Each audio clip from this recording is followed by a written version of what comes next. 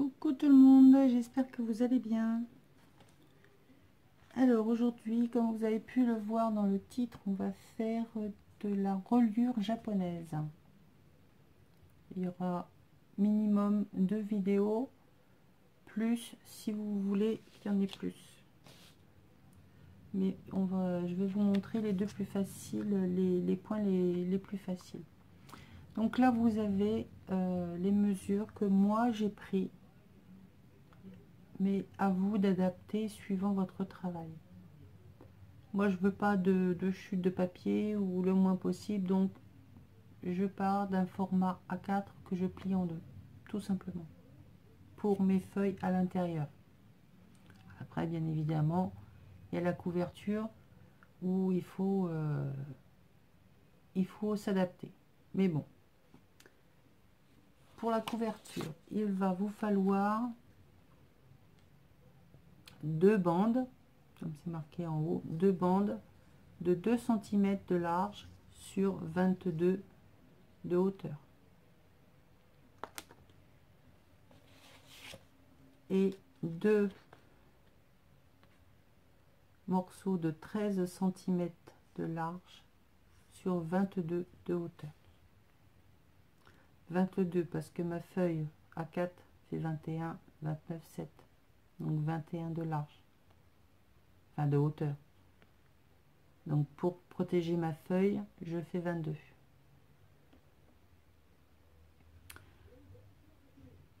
Deux plus 13, ça fait 15, si bien que ma feuille pliée en deux fait 14,8 quelque chose.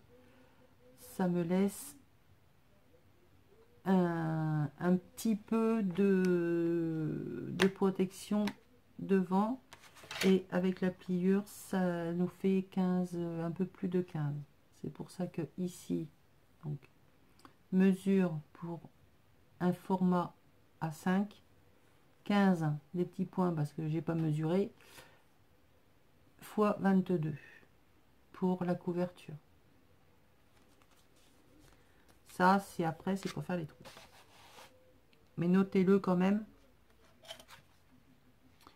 ça va vous servir.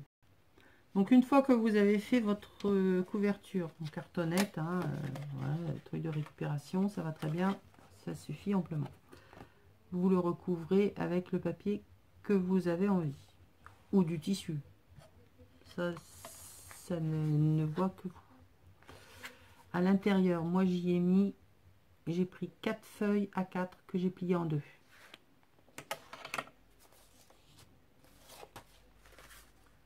Je vous montre celui-là pour l'explication rapide.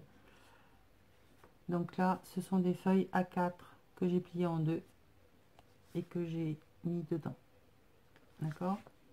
Je vous montrerai à la fin plus en détail, mais là je peux aller au plus rapide pour vous montrer la couture. Ensuite,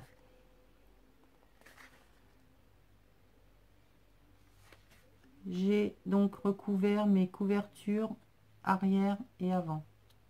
Donc là vous voyez, là ça se sépare parce que c'est là où on peut faire la pliure. À l'intérieur j'ai mes livrets, mes feuilles pliées, mais vous pouvez très bien prendre aussi des feuilles totalement indépendantes, peu importe.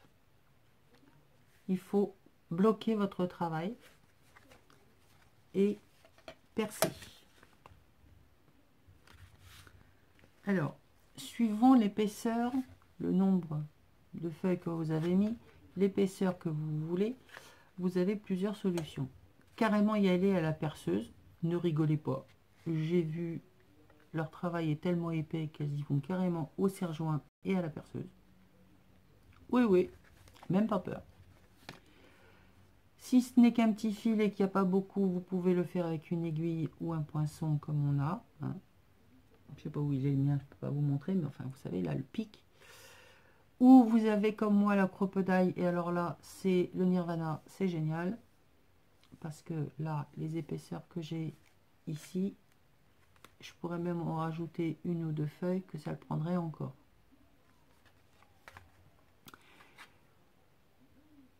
Ou alors vous avez un emporte-pièce du style avec donc le petit poinçon en métal avec le marteau pour percer le cuir, hein.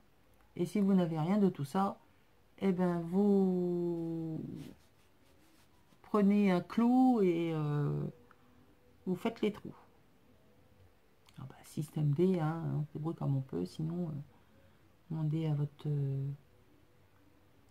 mari, à votre copain, à votre fiancé, à votre papa, à votre je sais pas qui, monsieur bricole, ou madame, parce que des fois les dames bricolent aussi, hein. Il n'y a pas que les hommes, de vous faire les trous. Bref, sur moi, le travail que j'ai fait, il faut 4 trous. Donc les dimensions, je vous les remontre. C'est uniquement pour ça, hein. Pour la dimension sur la base de 22 cm de hauteur. Donc le premier trou va être à 2 cm du bord, le deuxième à 8, le troisième à 14 et enfin le quatrième va être à 20 cm. Après, si vous avez une comment dire, des dimensions autres, peu importe, vous partez vous prenez une mesure identique en haut et en bas, enfin en haut et en bas, et après vous répartissez les trous suivant la largeur qui vous reste. D'accord, donc moi je pars sur 4 points, enfin 4 trous. Pour relier ce que vous voulez, du ruban,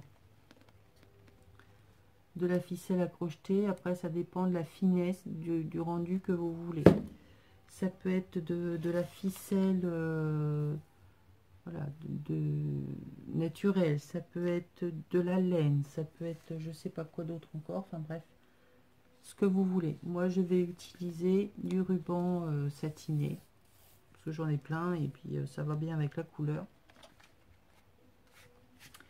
Et donc c'est parti. Pour protéger et puis pour finir un petit peu le travail, j'ai utilisé des œillets. Je sais pas où il est, celui que j'ai utilisé, forcément, je sais plus. Enfin bref, des œillets qu'on met dans les classeurs, hein, pour protéger les feuilles. Je les ai ancrés à la couleur que je veux, donc là marron. Vous pouvez le faire en rose, en vert, en bleu, en jaune, ce que la couleur que vous aimez de votre travail. Ça protège à l'avant et à l'arrière et ça décore. Ensuite, le ruban, le fil, une aiguille. Deux solutions s'offrent à vous. Ou vous laissez un bout dépassé pour y attacher une breloque, ou y faire un nœud comme j'ai fait sur l'autre, enfin bref, peu importe. À vous de décider ce que vous voulez faire. Moi, je veux cacher mon travail. Donc, ce que je vais faire, c'est que légèrement, j'espère que vous voyez bien et que mes explications vont être assez claires. Vous soulevez donc votre partie de la couverture et vous allez passer en laissant un morceau suffisamment grand, une dizaine de centimètres, un morceau que vous allez passer à l'intérieur et que vous allez refermer. D'accord, le bout là, il est ici, pas, il sort pas à l'extérieur, il est à l'intérieur du livret. Et là donc j'ai mon ruban qui sort sur le devant de mon travail, et peu importe le nombre de trous que vous avez, commencez par l'avant-dernier trou. C'est comme ça. Ensuite, vous allez tenir votre travail toujours un petit peu sous tension. Ici, on est donc sur le dessus du travail. On va venir enrouler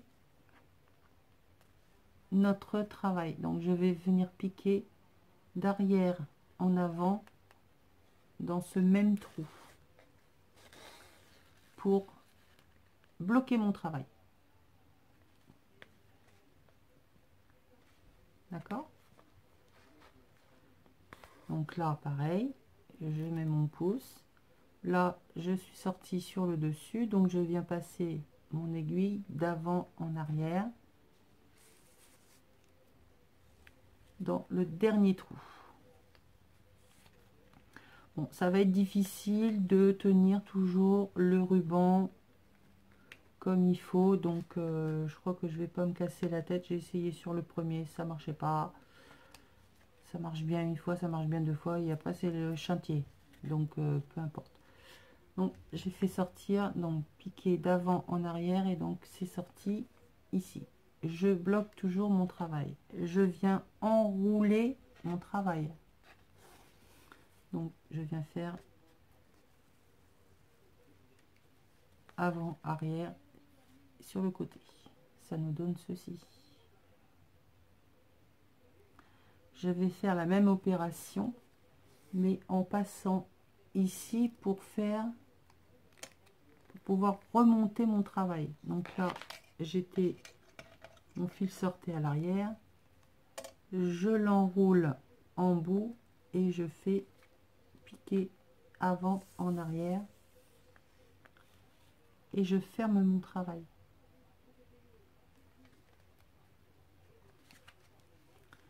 Je tiens toujours un petit peu une pression avec mes doigts légers, pas besoin de serrer non plus comme un taré, mais bon, quand même que ça reste sous tension. Ici vous voyez, entre les deux il n'y a pas de ruban, alors que là mon travail est déjà fait. Donc ici eh ben, je viens repiquer donc d'arrière en avant pour finir ma première partie. Ici mon travail sort sur le dessus, je vais venir piquer d'avant en arrière dans le deuxième trou. En fait on va remonter notre travail, enrouler notre couverture d'avant en arrière. D'accord, ici je suis, mon fil sort à l'arrière, je vais piquer d'arrière en avant, enrouler mon travail, arrière avant, bloquer. D'accord, enrouler mon travail arrière avant, faire le bout, et ben, ici comme il n'y a pas de ruban, je repasse dedans et je viens le fermer. On a donc notre première partie qui est terminée, un côté de notre travail qui est terminé. Il nous manque cet espace. Alors ici on a toujours notre, bon, là je peux enlever les pinces, elles ne nous servent plus à rien. Je vais donc venir piquer ici, mais ressortir pas complètement. Je vais ouvrir ma couverture et il faut que je vienne ressortir entre la pliure, entre le papier et ma cartonnette. Des fois ça marche du premier coup, des fois ça marche pas du tout, hein. Donc là il faut passer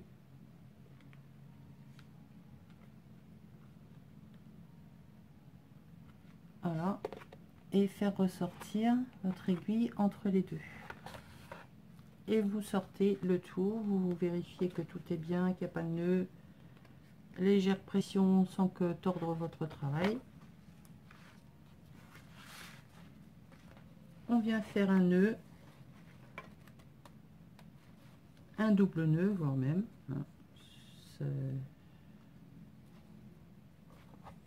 Pour plus de sécurité, surtout que c'est du satin, donc ça se défait. Voilà.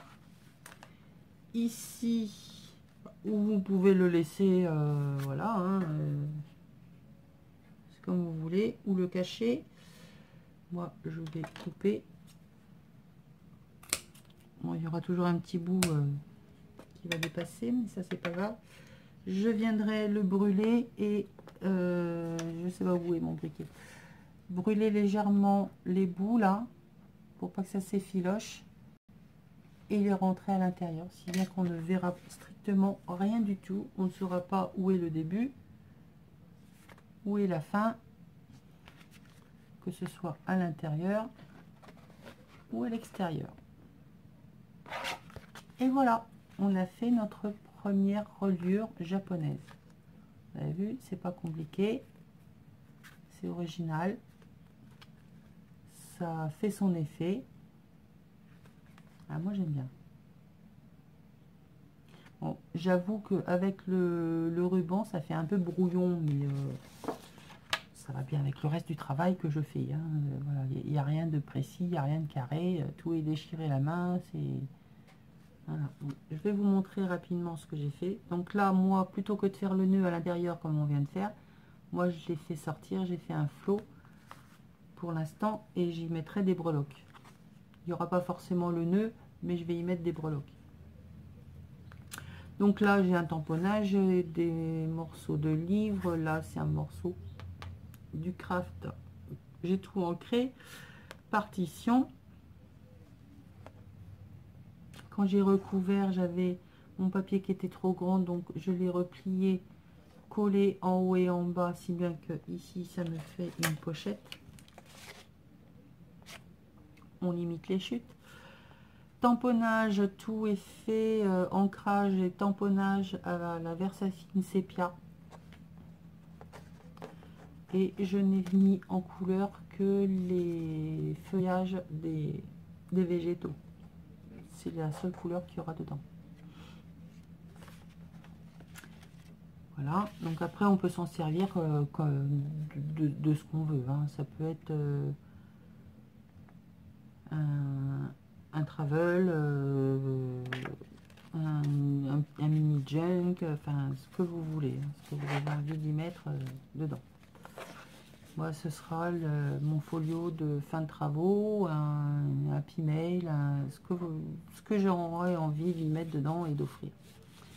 Ici, j'ai fait une pochette, j'ai remonté tout simplement mon papier, j'ai collé ici sur le bord, et je peux mettre donc un tag dans n'importe quel sens. Ici, il y avait un trou dans mon papier, j'ai tout simplement caché le trou avec une feuille de livre, toujours ancrée. Ici, j'ai fait une pochette, hein, donc ma feuille, je l'ai pliée en deux, je suis allée la coincer là à l'intérieur, j'ai découpé le dessus, hein, j'ai ouvert, j'ai collé en haut en bas et ça me fait une pochette. Ici, j'ai fait une petite enveloppe que j'ai tamponnée avec un timbre, des écritures pour faire l'adresse et voilà, j'y mettrai des bricoles dedans. Voilà, j'ai fait ma petite déco, donc c'est du papier que j'ai teinté au café. Hein. Ici, ben, j'ai mis la tête à l'envers à mes plantes, hein, je voulais qu'elles tombent du plafond. Bah ouais, j'avais envie. J'ai refait la même petite pochette, des tamponnages un peu partout. Et ici, on retrouve également la pochette pour y glisser les petits tailles. Et voilà l'arrière. Un tampon qui est tout petit, hein. On voit la jonction là entre les deux. Voilà, il n'est pas plus grand que ça. Je me suis amusée à faire un effet faux bois. Donc, qui part dans un sens et dans l'autre. Ça s'agrandit. J'ai fait un effet optique. Voilà. Dites-moi ce que vous en pensez. Si de toute façon il y aura un deuxième. Alors la tâche là, c'est parce que j'avais mon pad d'encre qui était ouvert et j'ai posé ma feuille dessus, j'ai pas fait attention et voilà, ça fait une tache, ça vieillit. Pas grave. Il y aura donc le deuxième où il y aura un trou supplémentaire où on aura le même motif que là, sauf qu'on l'aura en décalé un peu plus haut. Le milieu restera pareil et là on aura exactement la même chose. Donc ça, ce sont les deux points que je vais vous montrer. Donc il y a celui-ci et celui que je viens de vous expliquer. Il en existe d'autres. Dites-moi si vous voulez qu'on aille plus loin dans les reliures japonaises, parce que moi, il faut que je les apprenne, parce que celles-là sont simples. Les autres, il va falloir que j'étudie la chose, parce que je n'ai pas le gabarit, je ne sais pas comment on fait. Il va falloir que j'adapte ça à la sauce Isa. À moins que je trouve vraiment toutes les mesures, les diagrammes pour faire les différents points. Savoir comment on passe surtout le fil pour coudre. Parce que après, une fois qu'on a compris, ça va, mais voilà, c'est le fait de commencer. Dites-moi en commentaire si vous voulez, si ça vous a plu déjà. Et puis quand j'aurai fait la deuxième vidéo, vous me direz si vous voulez qu'on continue, que je vous en montre plus. Tout simplement. Voilà. Sur ce, je vous fais des bisous. Je vous mets les dimensions en photo et dans les descriptifs en bas. Ça, vous pourrez les recopier. Si vous pouvez pas, ou je sais pas comment ça va faire l'arrêt sur image. Hein, des fois, je peux pas gérer la chose.